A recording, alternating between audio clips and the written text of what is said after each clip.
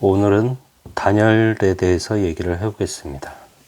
단열 중에 단열은 외단열과 내단열로 나눌 수 있습니다.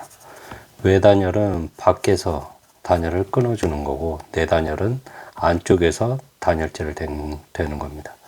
그래서 예를 들면 이 콘크리트 벽체, 이게 평면이라고 생각을 하고요. 평면 단열재를 이게 이게 내부고 이게 외부입니다. 자, 외부였을 때 단열재를 바깥쪽에 설치하는 게 요게 외단열입니다. 내단열은 콘크리트가 있고 구조체가 있고 그 안쪽에 단열을 하는 걸, 이쪽이 외부, 이쪽이 내부 하는 거를, 이게 내단열입니다. 단열 성능은 외단열이 더 우수하다고 합니다. 단열을 외기를 밖에서 끊어주는 것이 훨씬 더 유리하다고 하고요.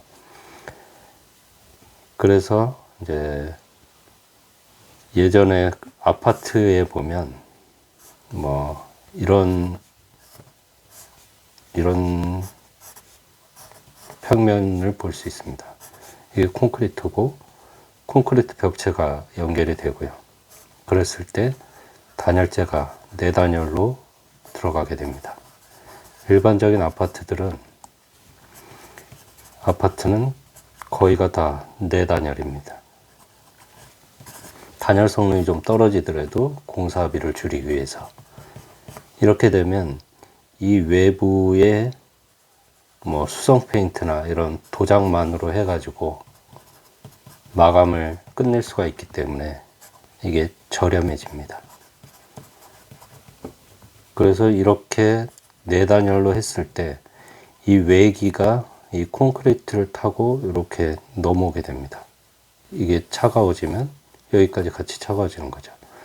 그래서 이 외기가 타고 오는 부분에 결로 방지 단열재라고 해서 이렇게 1cm 정도, 그러니까 10mm죠. 10mm 정도를 450까지, 45cm, 450까지 설치를 합니다. 이거를 결로 방지 단열재라고 합니다. 결로 방지 단열재. 최대한 이게 외기가 들어와서 이제 그 단열 성능을 해칠 수 있는 부분에 결로 방지 단열재를 설치를 하는 거죠. 근데 요즘에는 어떻게 하냐면, 요즘에는 아파트입니다. 이제 내단열을 하고 아예 콘크리트를 끊어버립니다.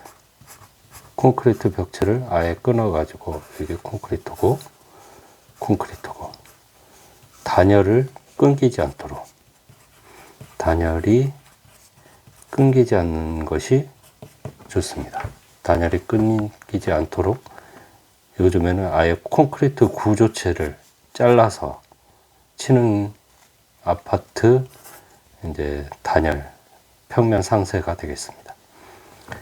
그리고 이제 패시브 주택이라는 게 있습니다. 패시브 주택.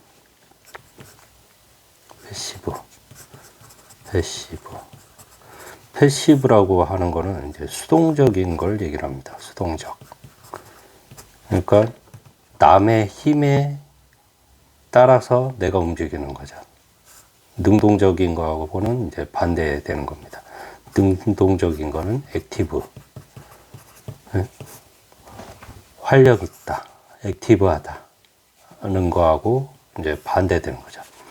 보통 패시브 주택이라고 하면 우리나라에서는 그 인식이 조금 잘못된 것 같긴 한데요.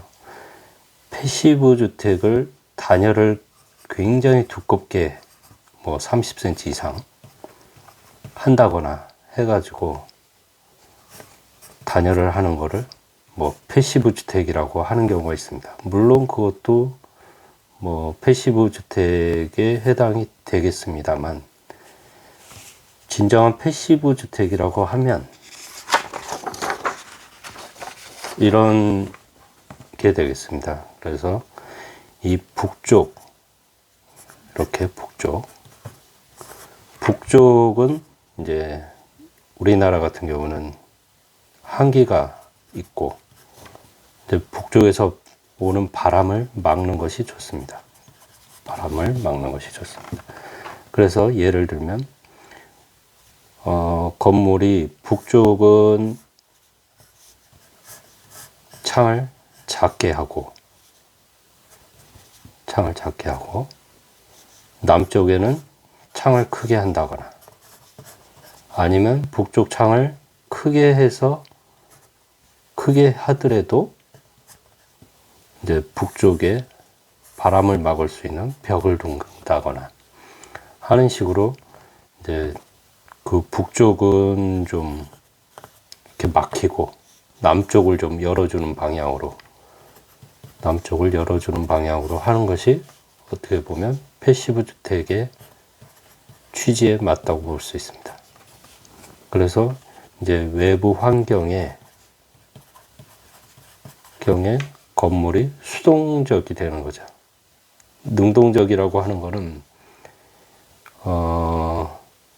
만약에 그 액티브라는 게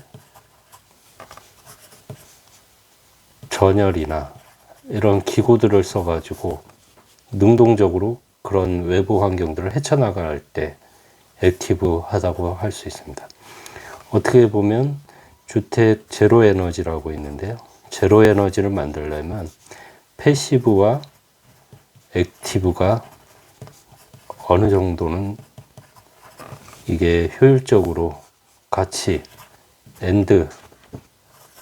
패시브 그리고 액티브 주택이 돼야 합니다. 그래야 제로 에너지를 제대로 만들 수가 있고, 액티브가 너무 세지면 이거는 이제 비용이 많이 들 거고, 이제 패시브만 하게 되면 이거는 조금 이 비용은 적게 들겠지만 제로 에너지를 하기에는 조금 역부족이 아닐까 그렇게 생각이 듭니다. 그리고 이제 단열 중에 외단열 얘기가 나왔으니까 외단열 중에 드라이비트라는 게 있습니다. 드라이비트 시스템. 드라이비트라는 게 이 상표입니다. 보통 이제 드라이비트라고 쓰지 않고 요즘에는 외단열 시스템이라고 합니다. 외단열 시스템. 외단열 시스템은 어떤 거냐면 벽체가 있으면 외부에 이제 본드나 이런 걸로 단열재를 붙이고, 물론 여기에 이렇게 해가지고 단열재에 대한 이제 고정 핀이 들어갈 수 있습니다. 그리고 여기에 메쉬를 깔고 그 위에 코트를 마감합니다. 단열재, 이제 단열재가 있고, 그리고 메쉬, 그리고 여기는 외장 코트 바르는 거죠. 바를 수도 있고 뿌릴 수도 있는 그런 이제 석재 재질을 갖는 코트를 뿌려주기도 하고, 뭐 탄성 있는 탄성 코트를 뿌려주기도 합니다. 이거의 장점은 단열 성능이 아주 우수합니다. 단열 성능이 우수하고, 단점은 이 코트가 좀 약합니다. 코트와 단열재가 약하다. 이게 내구성이 약하다. 그리고 그 오염이 쉽게 될 수 있다. 오염도가 높다 하는 단점이 있습니다. 그래서 이제 내구성이 약하기 때문에 이제 사람이 부딪히거나 하는 곳에는 이 외단열재 쪽에 뭐 벽돌을 쌓는다거나 해서 이 외단열의 취약점을 좀 커버를 하게 됩니다. 이렇게. 이런 식으로 이제 그 단면을 잡습니다. 그러면 여기 뭐 이 돌이 있는 부분, 치장벽돌이나 이런 부분은 좀 더 이제 내구성이 강해지겠죠. 그리고 오염도에 대한 부분은 뭐 주기적으로 관리를 해주는 수밖에 없습니다. 주기적 관리. 일단 첫 번째 단열은 이렇게 마치고요. 다음 시간에 두 번째 단열에 대해서 얘기하겠습니다.